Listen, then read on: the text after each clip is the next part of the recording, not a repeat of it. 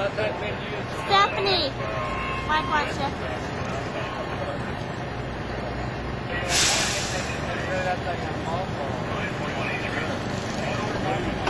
Watch the dust fly when they open the door. That don't work.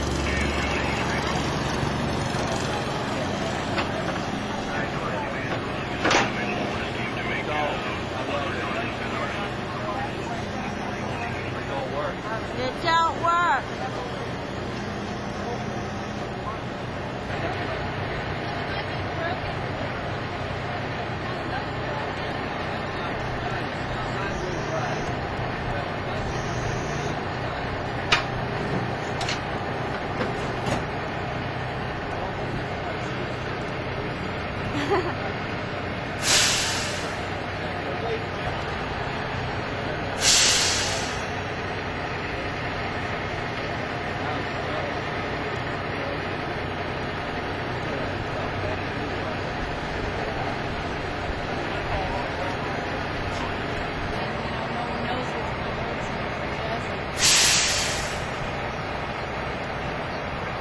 What's this stuff supposed to do? It comes out into a platform, and it comes down flat and goes back up again. It's one of the slower climbs. They have a lot faster climbs now.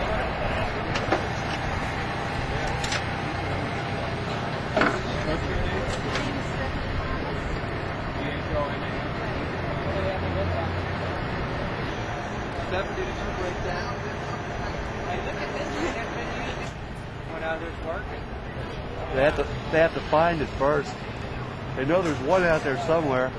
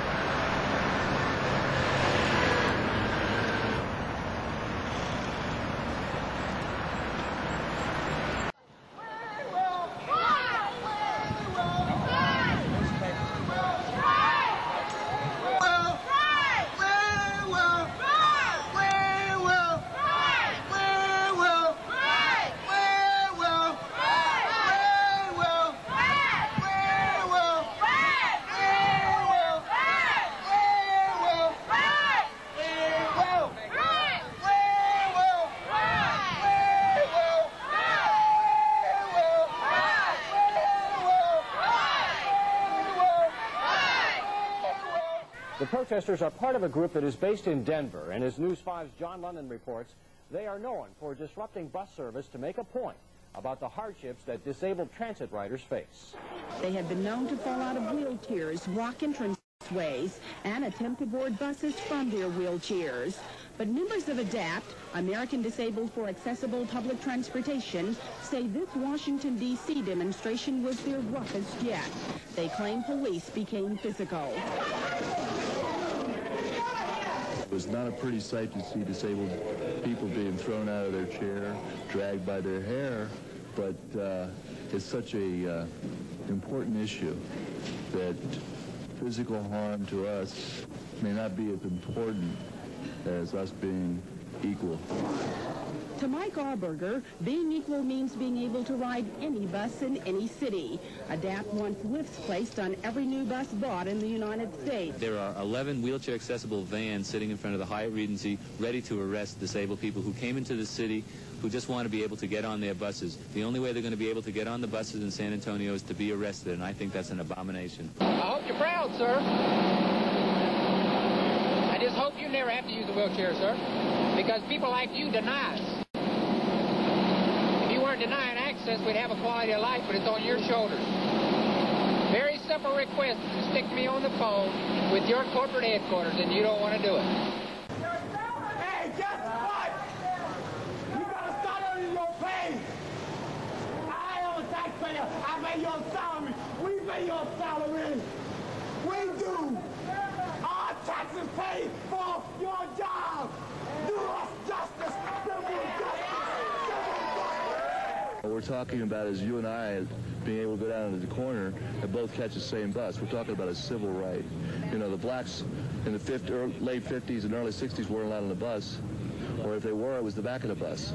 We can't even get on the bus.